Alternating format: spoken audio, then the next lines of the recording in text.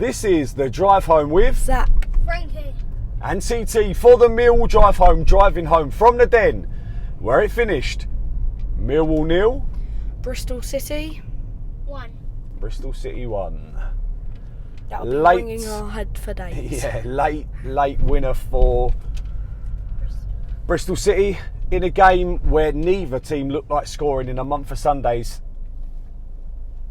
To be fair, we were poor. We were poor pretty much for the whole 90 minutes. The only thing that kind of saved us was SA and Amaku coming on and showing some attacking intent. But other than that, playing 5 at the back. Like I said, we've lost and we've not conceded a shot on target. Bristol City scored with their only shot on target for the entire game. Saying that, they looked more dangerous, more likely to score a goal than we did. But if you're watching it, please stick a like on the video. Obviously not a like for the scoreline. Stick your comments down below. What do you think? 5 at the back mistake, I think it is, and obviously bringing SA on too late. And if you're not subscribed to the Mill Drive Home, get yourself subscribed. The game started off, obviously it was the John Berylson Memorial. It was fantastic atmosphere before the game, very emotional for all Mill fans. Probably the loudest No One Likes Us I've ever heard at the Den, sung during the video. It was sung with amazing passion. It was good to see the Berylson family on the pitch, and like I said, it was very emotional. It was going to be difficult to see how the players reacted to that. Both teams seemed to be pretty lively, actually. I thought they dealt with the occasion pretty well. We had, like I said, a back 5. Started off with Sarkic in goal again. It was an unchanged lineup from the Middlesbrough game, which it's hard to argue against. However, playing at home is different to playing away. There's no getting around it, and I don't see if I don't see, what's it called? I don't see how Rowett doesn't see that. There's a massive difference between how you should set up at home and how you set up away. But let the same people go again. But we started off with Sarkic in goal. The right wing back was Danny McNamara. Left wing back was Joe Bryan. Centre backs were Murray Wallace, Sean Hutchinson, and Jake Cooper.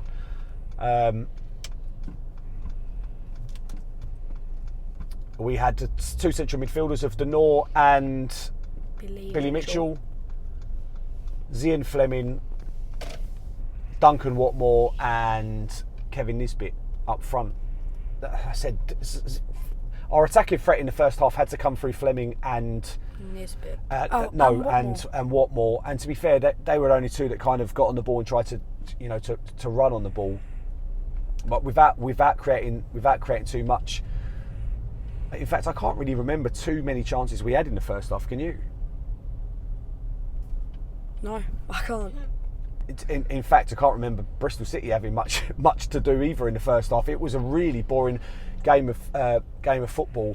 The frustrating thing for me was that you could see we didn't look like scoring in the first half with the players and the formation on the pitch, and then you don't change it. It's baffling to me. I don't know what you're expecting the game to be different. We had slightly more possession in the second half than we did in the first, or at least it felt like it. But we never looked like doing much with it, and until we brought on SA and Amaku, and straight away, as soon as SA comes on the pitch, he starts running at them directly and causing them all sorts of problems. You're just thinking, I don't understand how you could wait till 10 minutes before the end of the game before you bring him on. And the other absolutely baffling sub is that you take off Denor, who really did well breaking up the play in midfield. Had nothing flash, nothing brilliant, but in terms of that central defensive midfielder, he done his role perfectly. And then you take him off, and we concede such a cheap goal. Bristol City did create one more chance in the second half. It was a shot from outside the box that was going nowhere, and Bell got his head on it. Just went wide. Yeah, it just went wide. To be fair, from the angle that I was at, it was never troubling Sarkic's goal. And from the angle I was at, it looked like it was in. Yeah, I can imagine. I remember Bristol City having another shot from outside the box. Again, that looked like it was in as well. Curling. It was left side of the box, and he's curled it towards the far post, and it's just gone wide. Thought that was in as well. Millwall's best chance was created in the second half. George Saville had come on for Denor and took the free kick just outside the box, created by SA running at the defence, brought down, and he's curled it into the bottom right hand corner, and the keeper's made a good save. It's rebounded out to Danny McNamara, who probably should have done better. Felt he should have got himself on the score sheet. He doesn't. He gets blocked. The keeper was in no man's land. He would never have got there. No, so. he ridden. It was a bad parry actually from the goalkeeper. He's pushed it straight out to Danny Mack, and Danny Mack probably needs to do better.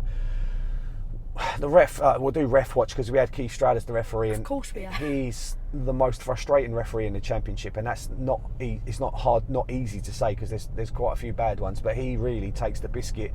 Epitomised by the fact that first half stoppage time, I think it was like 56 seconds into the minute of added time, and we've now the one time that we looked like Denor was running through, and we're getting players forward, and he blows the whistle for half time. Which they never normally do when you're in attack, on the attack. But of course he did because it's him. Yeah, Bristol City would have felt that they should have got a penalty from him, a handball from nothing really. Naki was just cut in, and it looked like it bounced up from Jake Cooper. But then about 3 minutes later, the same thing. Naki Wells handballs the ball in an attacking sense. The ball again comes up and hits his hand, and he doesn't give both. So that's the one. Both of them were handball. Both of them should have been given, as far as I'm concerned. Their players went down way too much for my liking. Yeah, they did, but that's if you've got a ref that likes to be the centre of attention, that falls perfectly into him. Duncan Watmore, I thought went down quite easily, but he never got the decisions. But they did. I felt Viner for Bristol City was excellent today at the back. He really the difference between our centre backs and their centre backs were their centre backs seemed far more comfortable on the ball, were able to start attacks, look for the right pass, whereas our centre-backs were just pumping it into the channels and quite often putting the ball out of play. Their first touch wasn't good enough. Yes, they are there to defend, and primarily that's their number one job. And don't get me wrong, I felt Hutchinson, Muzzer and Coops defended very well today. In fact, even Danny Mack's defending was excellent, but any time any of them got on the ball, they looked like they just, didn't know how to play football. It was really, really poor in terms of control and what the passing just was not good enough. And you can't have that in the Championship. Eventually that's going to come back to haunt you, and it does, because Bristol City score a goal right at the end of the game in the 93rd minute. Defensively, the only time of the day where we don't defend well. It's a long throw in. It bounces in the box, and to be fair, it's a really good finish from the Bristol City player. Kind of acrobatically hits it into the bottom left-hand corner. Sarkic couldn't have done much. No, the keeper can't do anything from there. It's just one of those. It's a massive bit of luck. Those kind of balls could go absolutely anywhere. It's fallen lovely for him to just stroke it into the bottom left-hand corner and give the quite loud at the end, passionate Bristol City fans. There's nothing better than going away from home and getting a 93rd minute winner. But it's been a week of ups and downs. Obviously, we had Middlesbrough, winning up there, then absolutely capitulating in the cup in midweek, and then obviously today it was not good enough. Well off the pace, and if we're going to play like that against some of the better teams in the division, and Bristol City, don't get me wrong, a decent Championship side, but I don't expect them to be in the top 6 by the end of the season. That may well change, but they didn't look like a team that will could be pushing. Challenge, yeah. Neither team today. We were equally as poor, so there's no getting around that. Zach, who's your man of the match? I think either Denor or Hutch. They both did. Hutch is defending today. Every time it come to him, he won the ball. But in terms of the defensive footwork and panicking, I just don't think a defender can get man of the match today. So I think Denor deserves it for his hard work, determination, and he looked very good on the ball. Frank, who's your man of the match? I actually don't know. Didn't you say you said SA, didn't you? Yeah. So fair enough. He said SA before we started the video. Why SA? Because he came on, Millwall wasn't very good. They wasn't looking promising, and then he came on.